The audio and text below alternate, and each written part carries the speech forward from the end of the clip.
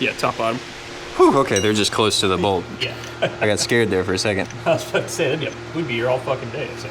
All right, so do this number. You can swing this puppy down in there. I'm gonna sink those suckers in real quick. Here's Big Mama.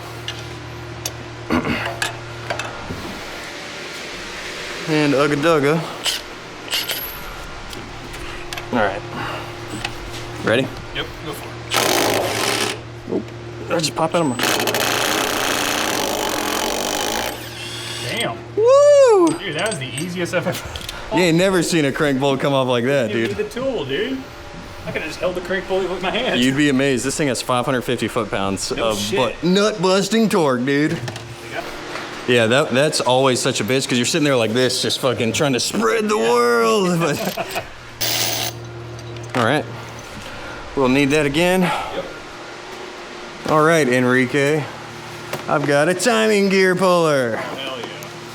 Damn, you got everything. Dude. Be an LX shop at this point. No, that's the wrong. Yeah, I could be an LX shop maybe. But I'd fuck other people's stuff up. Ball joint separator. Oh, whew, I was getting scared. This is what we need.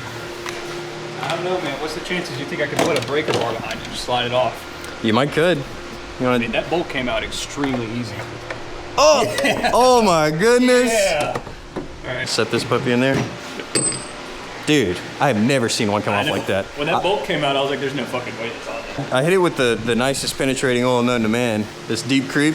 This is so much better than PB Blaster. I've never even... Oh, it's by Seafoam.